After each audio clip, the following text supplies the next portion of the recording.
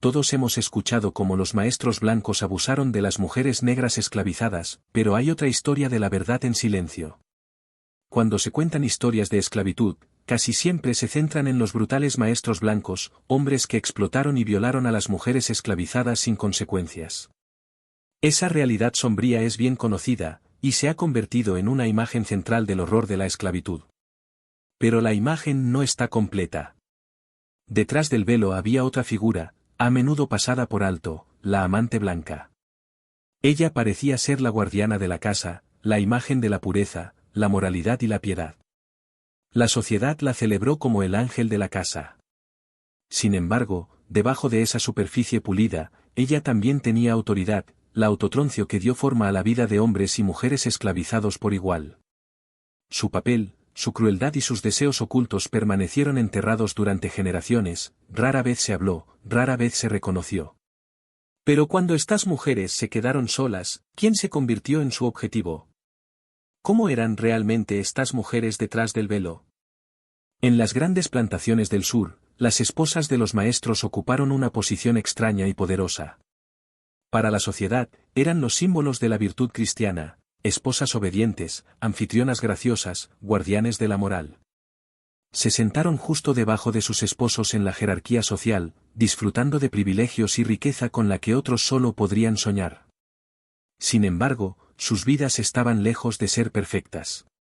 Muchos se casaron como adolescentes, atrapados en sindicatos donde el amor a menudo estaba ausente, y la traición era común.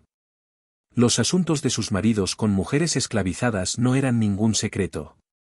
La humillación se agitó dentro de ellos, criando celos, amargura y rabia. Aún así, estas mujeres no eran impotentes. Podrían ordenar castigos, humillar a los debajo de ellos y dar forma a todos los aspectos de la vida diaria en la plantación. Sus sonrisas ocultas jaulas forradas con oro, pero su control sobre las vidas esclavizadas era muy real.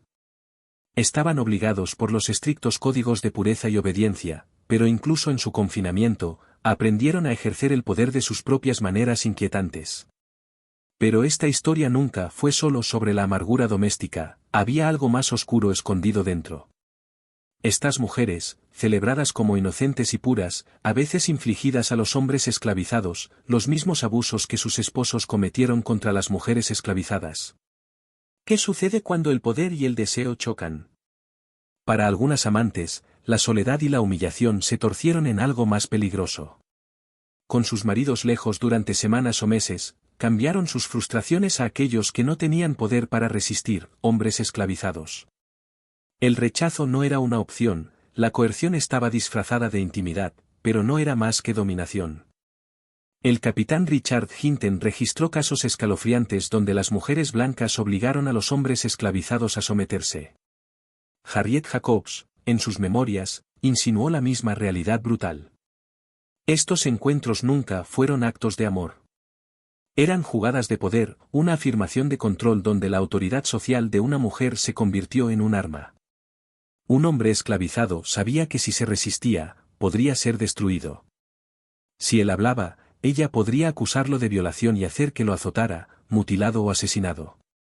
El deseo secreto de la amante fue protegido por el ojo de la sociedad, su reputación intocable.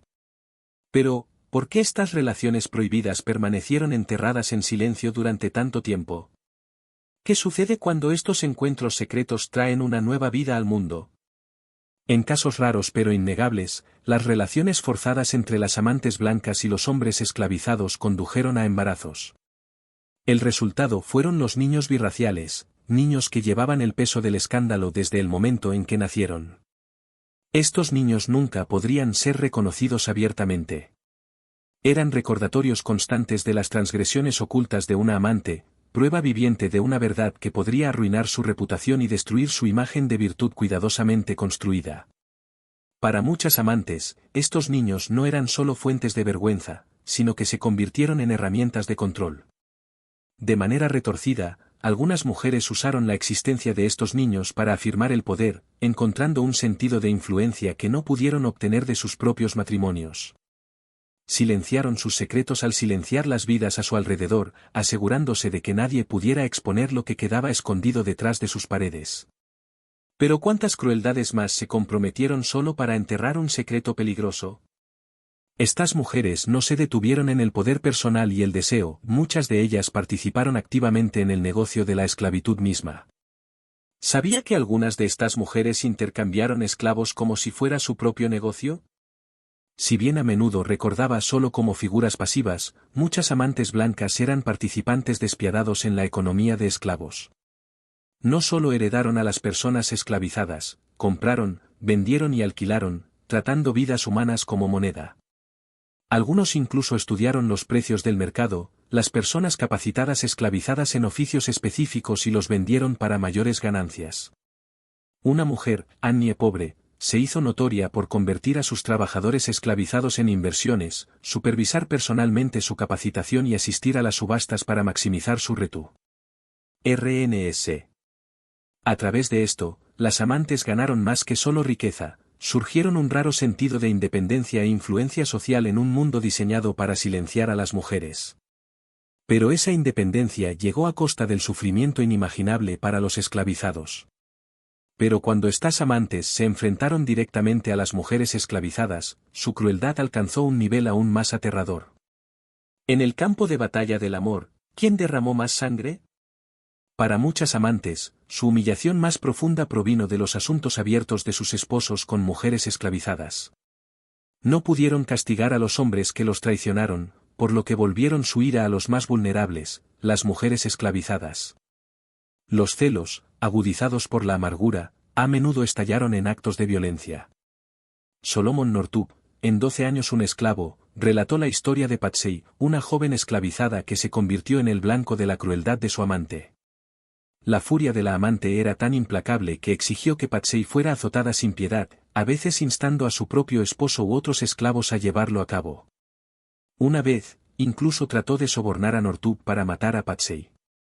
Esto no era un estallido aleatorio, era una campaña sostenida de celos y terror, donde el dolor era el único idioma que quedaba para expresar resentimiento.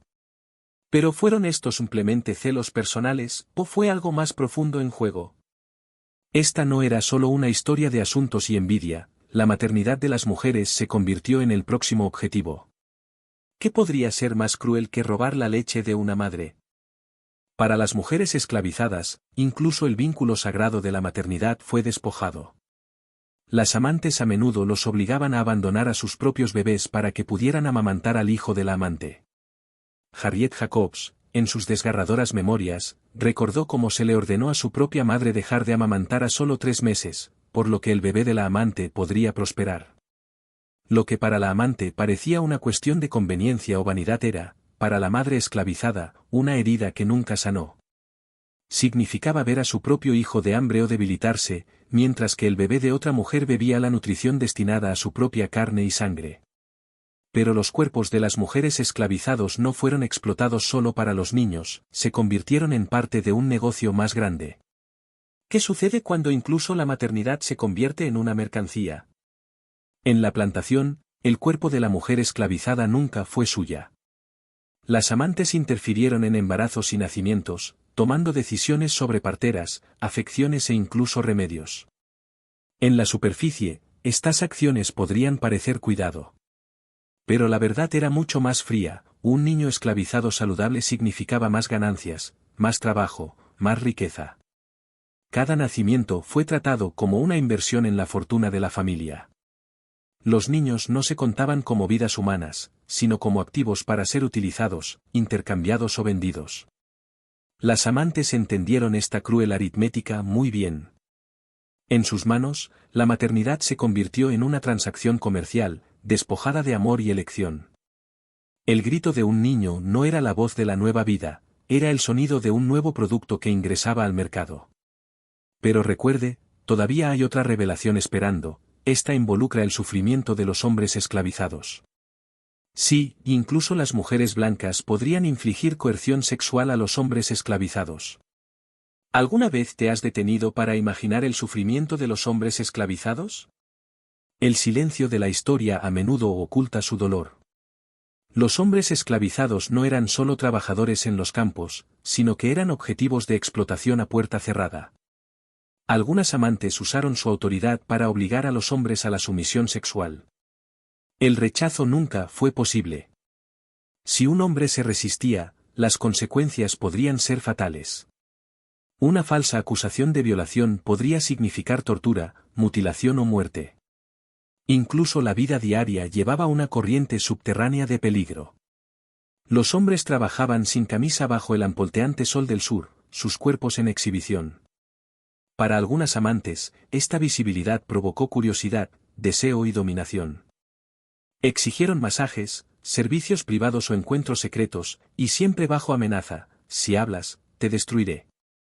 Lo que la sociedad pintó como pureza y fragilidad fue, para estos hombres, una pesadilla silenciosa, una verdad tácita enterrada debajo de capas de miedo y silencio. Pero cuando el poder en sí es la ley, ¿dónde puede esconderse la justicia? Al final, queda una pregunta: ¿quién era realmente inocente y quién fue culpable?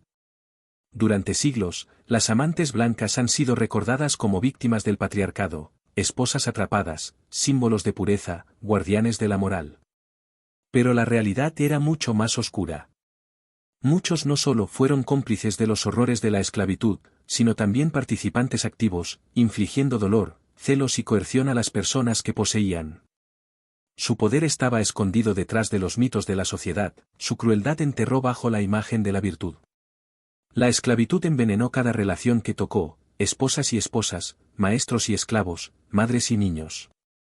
Ningún vínculo era seguro, ningún papel intacto. Los mitos de la inocencia colapsan cuando se enfrentan a los testimonios de los que vivieron el terror. Esta historia nos recuerda que en las sombras de la historia se encuentran las verdades enterradas durante mucho tiempo, y solo al descubrirlos podemos comenzar a entender lo que realmente significa la libertad.